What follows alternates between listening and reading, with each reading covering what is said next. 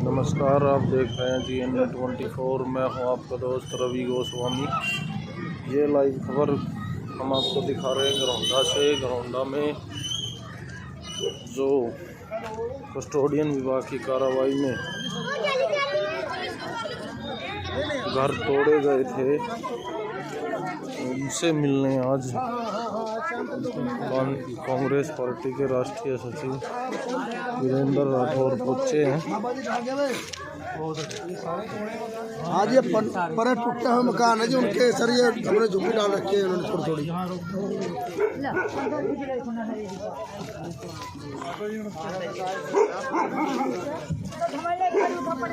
बड़ा अफसोस है क्या किया है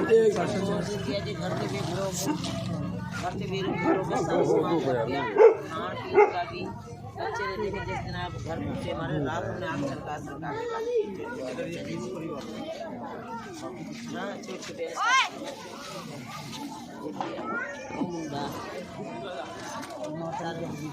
हमें तीन के नीचे देखा टी चार पाँच जने ने तीन गिरगिट में जैसे मनवाड़ी ने जाके लड़ी ने धक्का दिया मुझे ऊपर तो आपको बता दें गोंडा का जो पीला पंजा कांड है, आज इस पूरे मामले को लेकर वीरेंद्र सिंह राठौर यहाँ पहुँच गए हैं। आइए आपको दिखाते हैं पूरी तस्वीर यहाँ पर यहाँ के लोगों को भी काफी इंतजार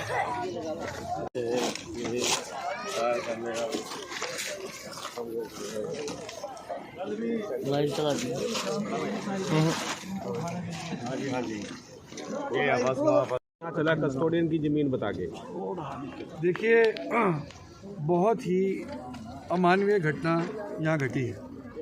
जिस तरीके से गरीब परिवारों के ऊपर प्रहार किया गया, लगभग 53 परिवार बताए जा रहे हैं जो यहाँ पे लगभग 25 से 30 साल 40 साल से यहाँ अपने मकान बना करके रह रहे थे। इन लोगों के पास अपनी रजिस्ट्रियाँ भी हैं।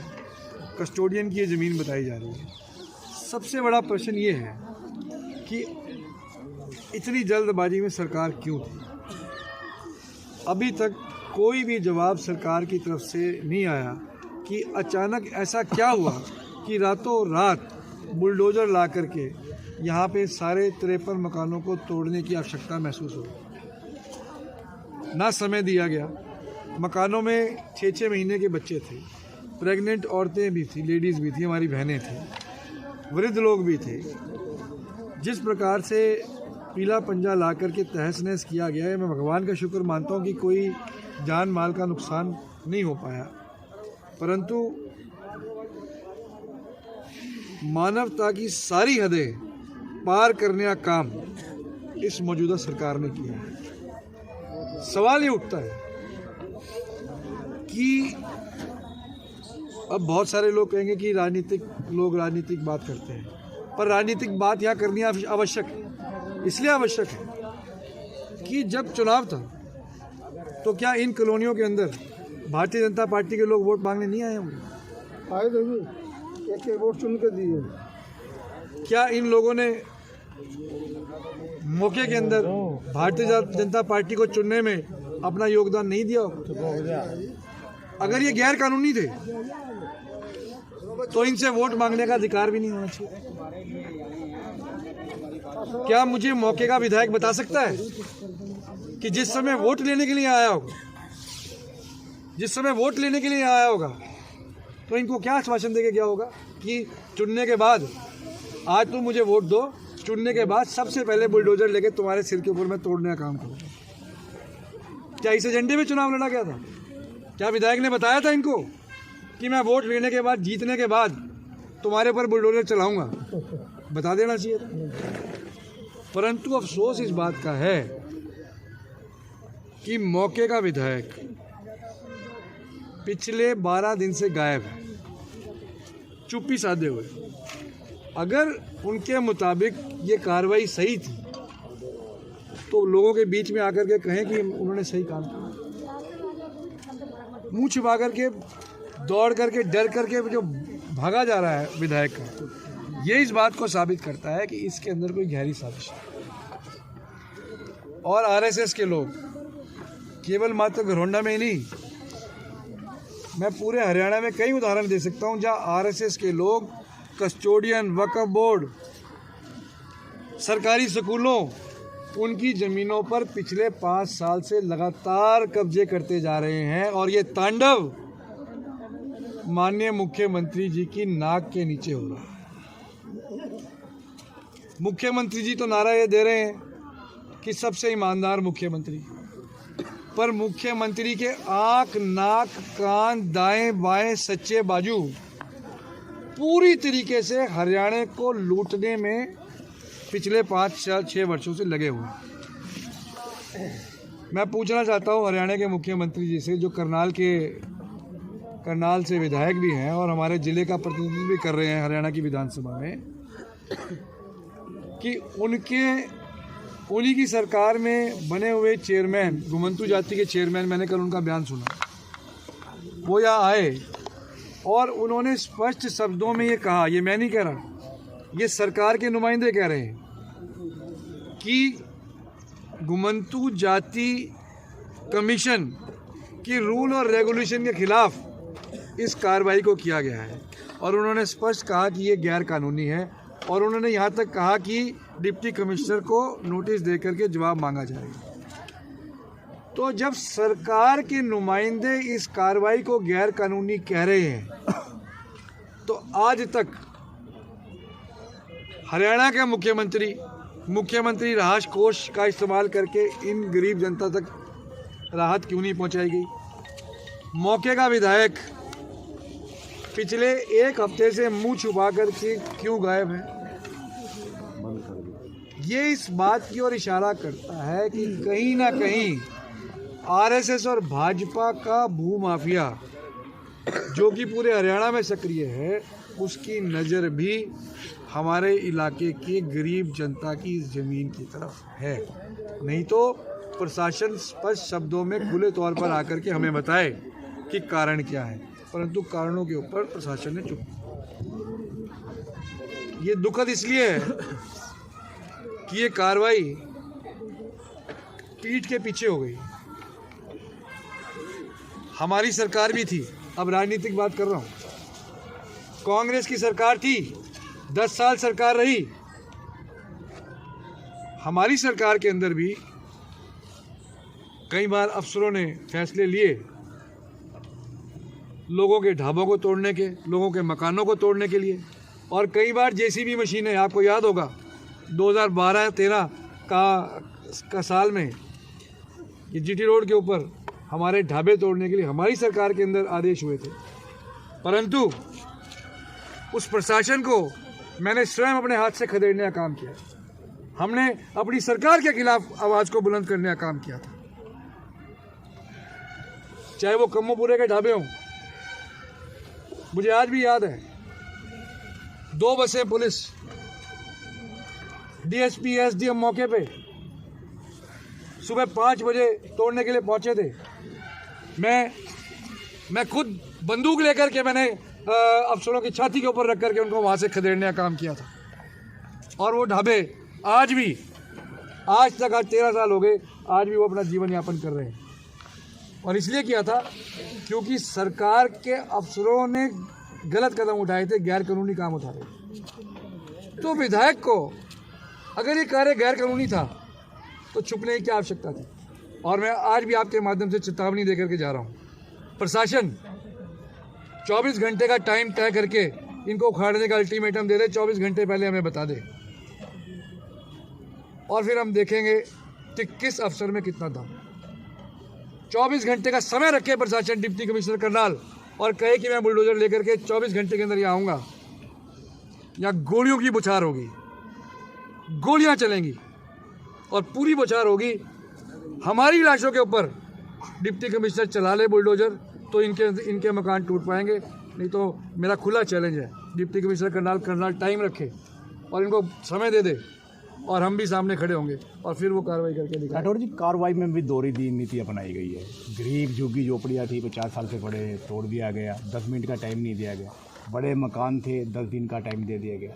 क्या? देखिए, इसका जवाब तो प्रशासनिक अधिकारी जी देंगे। जी जी, जिन्होंने क्या ये लगता क्या है? अभी तो मैं आज आया हूँ, जी जी मैं इसका सारा जायजा ले रहा हूँ। जी, जी। पिछले एक हफ्ते से हमारी टीम लगातार लगी हुई है, मेरे पिताजी दिन रात यहाँ लगे हैं, और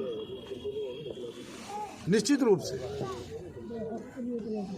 चाहे अन्याय बड़ी कोठियों वालों के साथ है, चाहे अन्याय गरीब के साथ है, उसको नहीं होने देना चाहिए। वो कभी बर्दाश्त नहीं होगा, चाहे वो बड़े कोई कोठी वाले हैं चाहे गरीब हैं, सबका समान है। हमारे लिए तो हमारे ये भाई भी उतने ही महत्वपूर्ण हैं जितने बड़ी कोठी में रहने वाले भाई बहन हैं। अगर उनके खिलाफ अन्याय टला है तो मैं तो समझता हूँ कि भाई उनके खिलाफ अन्याय टल गया, पर इस अन्याय का कौन जिम्मेवार? सर, ये प्रशासन किसके लिए काम कर रहा है सर? देखिए, प्रशासन इस प्रकार के काम जब करता है, जब घर का मालिक लापरवाह होकर के आंख मीच के सो जाए तो चोर लुटेरे डाकू घर के अंदर डकैती मारते। दुर्भाग्य इस जिले का ये है कि जिले का मुख्यमंत्री, हरियाणा का मुख्यमंत्री जो करनाल जिले से है, मौके का विधायक, ये सब आंख मीच के सो रहे हैं। क्या ये जमीन जो खाली करवाई गई है उनके लिए खाली करवाई गई है प्रशासन द्वारा? देखो, इस बात का तो जवाब प्रशासन देगा, परंतु 40 साल से जो लोग काबिज हैं, कंसोलिडेट कस्टोडियन की जो अमेंडमेंट एक्ट के अंदर की गई है, उसके अंदर ये प्रावधान किए गए हैं कि जो 40-50 साल से 30 साल 20 साल से ज़्यादा से जो लोग काबिज हैं, जो रह रहे हैं, जिन्होंने मकान बना लिए, उनको ओनरशिप के राइट्स ट्रांसफ़र करने की नोटिफिकेशन सरकार की, हरियाणा सरकार की है। और मुझे जानकारी मिली है कि इन तमाम लोगों ने उस नोटिफिकेशन के तहत अप्लाई भी किया है और कंसेंट भी दी है कि हमारे से फ़ीस जमा कराओ और ओनरशिप को हमारे को ट्रांसफ़र करो। मैं ये जानना चाहता हूँ कि जब ये तमाम एप्लीकेशंस पेंडिंग थी तो उन एप्लीकेशंस का निपटारा करने की बजाय, उनके ऊपर डिसीजन लेने की बजाय आपने सीधा एक्सट्रीम स्टेप उठाने का काम किया। राठौर जी स्टे का हवाला दे रहे हैं, अधिकारी स्टे का हवाला दे रहे हैं, उस जो नियम पास हुआ था उस पर स्टे ले लिया गया। ऐसे में नहीं रहता है कि भी कार्रवाई होना। देखिए, अगर उस पर स्टे ले लिया गया है तो अधिकारी बताए कि भी इस समय अर्जेंट कार्रवाई की आवश्यकता क्या थी। आज कोरोना काल है, कल को आप अधिकारी जानते हैं मुख्यमंत्री जी ने भी ओमिक्रॉन के बारे में बड़ी चिंता व्यक्त की। कम्युनिटी स्प्रेड को रोकना है, और कम्युनिटी स्प्रेड तो आइसोलेशन से रुकता है। आइसोलेशन कब होता है? जब आपने अपने मकान के अंदर बंद अपने आप को करता है। आपने मकान तोड़ करके आइसोलेशन तो ख़त्म कर दी, कोविड के नॉर्म्स को भी ख़त्म कर दिया। अब ये जो खुले में बैठे हैं सारे के सारे, ये कम्युनिटी स्प्रेड नहीं करेंगे क्या सर? इस पे राजनीतिक कार्रवाई हो रही है? कहना है कि भी पूरी ज़मीन कस्टोडियन की है, ऐसे में इस ज़मीन पे रजिस्ट्रियाँ होगी, कहीं ना कहीं लगता नहीं इसकी भाई रजिस्ट्रियाँ होगी तो क्या कार्रवाई करी किसी ने? ये तो 40 साल पुरानी बात है, आज तक कोई कार्रवाई हुई? इनके ओनरशिप के ऊपर कोई क्वेश्चन मार्क उठाया? ये कौन सा कानून है? इस देश के अंदर कानून का राज चलेगा ना। कानून का एक प्रक्रिया है। मान लीजिए उन्होंने इस बात को तय कर लिया कि ये कस्टोडियन की ज़मीन है, इसकी रजिस्ट्री हुई गलत है, तो क्या रजिस्ट्री कैंसिल हुई? क्या सरकार ने कोई रजिस्ट्री को कैंसिल करने का इंतकाल खारिज किया? रजिस्ट्री कैंसिल की? पहला स्टेप तो ये है ना कि आप रजिस्ट्री को कैंसिल करेंगे अगर इलीगल होगी, इंतकाल को खारिज करेंगे जो आपने कराया। रजिस्टर में नंबर है ही नहीं, तो मैं कह रहा हूँ ना, तो फिर सरकार कहीं ना कहीं तो उस बात को जस्टिफाई करेगी। राठौर साहब, बड़ा सवाल है कि सरकार लाल डोरे का जिन पे कब्जा, उनको मालिकाना हक दे रही है, उनकी रजिस्ट्रियाँ करा रही है, और दूसरी तरफ यहाँ घरौंडा के अंदर ये तोड़ फोड़ करके बेघर कर दिया लोगों को। क्या लगता है आपको? मैं उसी पॉइंट पे आ रहा हूँ। कस्टोडियन की तो अगर रजिस्ट्री नहीं भी है, पर कस्टोडियन का आपके पास पोजेशन है, तो ही तो वो नोटिफिकेशन पोजेशन जिसका है 20 साल से 30 साल से, उसकी ओनरशिप की बात कर रही है। अगर रजिस्ट्री होगी तो ओनरशिप तो ऑटोमेटिकली हो जाएगी उस नंबर की। तो ओनरशिप तो कस्टोडियन की ट्रांसफ़र करने की बात ही उस ज़मीन की है जिसकी रजिस्ट्री नहीं है, पर कब्जा कस्टोडियन की लैंड के ऊपर पिछले 20 साल 30 साल से है। तो ये तो क्लियर केस था कि जहाँ ये लोग, चाहे वो गलत रजिस्ट्री हुई या रजिस्ट्री नहीं भी थी, कस्टोडियन की लैंड के ऊपर बतौर पोजेशन ये पिछले 30-40 साल से काबिज है। उस ओनरशिप पे तो कोई डिस्प्यूट नहीं है। तो अगर उस ओनरशिप पे डिस्प्यूट नहीं था तो मेरा ये कहना है कि उस नोटिफिकेशन के हिसाब से इनके केसेस का डिसीजन क्यों नहीं किया गया? अब सरकार अगर ये दलील दे रही है, हालांकि मैंने देखा नहीं है कि वो स्टे ऑर्डर है कि नहीं है, सरकार दिखाए। अभी तक सरकार ने कोई ऐसा बयान सरकार की तरफ से नहीं आया है कि इस पर स्टे था, पर अगर स्टे भी था तो भी सरकार को आउटराइटली रातों रात बगैर नोटिस चस्पा किए हुए तो बिल्कुल भी आप डिमोलिशन ड्राइव को चला ही नहीं सकते, जो कि 40 साल पुराना 50 साल पुराना लोगों ने अपनी खून पसीने की कमाई से इन मकानों को बनाने का काम किया। ये कोई टाटा बिरला तो है नहीं, ये तो सब लोग दिहाड़ी मजदूरी करते हैं सारे भाई हमारे, दिन रात सुबह जाएंगे, शाम को अपनी रोटी भी कमाई होगी। और पुरानी कच्ची झोपड़ियों से 20 साल से तो मैं देख रहा हूँ, जब से मुझे होश है, कि इन्होंने दिन रात मेहनत करके पहले कच्चे मकान बनाए होंगे, झोपड़ी बनाएंगे, फिर एक आधा कमरा, 1-2 कमरे के पक्के मकान डालने का काम किया होगा सारी उम्र की कमाई में से। आपने एक ही झटके में गरीब आदमी की दिन रात की कमाई को उजाड़ने का काम किया। ये सरकार उजाड़ने के लिए बनी। और दुर्भाग्यपूर्ण स्थिति ये है कि आज तक एक भी बयान सरकार की तरफ से नहीं। आप एडीसी को भेजते हो, एडीसी को थोड़ी चुना इन्होंने। सरकार की तरफ से क्या है? प्रशासन तो चलो आया, जो चुनी हुई सरकार है वो क्यों नहीं सामने आ रही? वो क्यों साइलेंट है? आपके माध्यम से, सोशल मीडिया के माध्यम से पूरा देश देख रहा है इसको कि क्या तांडव घरौंडे के अंदर हुआ है। लोग प्रतिक्रिया दे रहे हैं। खालसा एड दिन रात मदद के लिए आई है। मैं तो धन्यवाद करूंगा खालसा एड के साथियों का भी, जो कम से कम हमारे इलाके के लोगों की मदद के लिए पहुंचे और टेंटों की व्यवस्था भी उन्होंने की है। दिल से उनका धन्यवाद करता हूं। और भी तमाम साथियों ने जो सहयोग किया है उनका दिल की गहराई से हम धन्यवाद करते हैं। परंतु इस घटनाक्रम से देश में जिसने वीडियो देखी उसको दुख है, परंतु हरियाणा के मुख्यमंत्री और मौके के विधायक का मन नहीं पसीज रहा। भाई अगर सही था तो आकर के इनके बीच में क्या देता? वोट लिए इनसे, वोट दिए कि नहीं भाई? दिए कि नहीं? दिए। तो इसी कॉलोनी में आए होंगे वोट मांगने, अब भी आगे कह देते भाई ये मेरा कार्रवाई ठीक गलत है, भाई तुम मेरे आदमी हो, कह देते तुम मेरे आदमी हो, घबराओ मत, हमने सही कार्रवाई करी है। क्यों नहीं कह रहे? क्योंकि मन में चोर है, मन में चोर है। और यही नहीं, अभी करनाल में शाखा ग्राउंड का भी मसला है, वो भी आपके सामने आएगा। किस प्रकार से आरएसएस के लोग सरकारी स्कूल की ज़मीन के ऊपर कब्जा कर रहे हैं, आरएसएस के लोग ट्रस्ट बना के। बड़े मुद्दे हैं। आरएसएस को हरियाणा के अंदर खुली लूट करने के लिए छोड़ा हुआ है।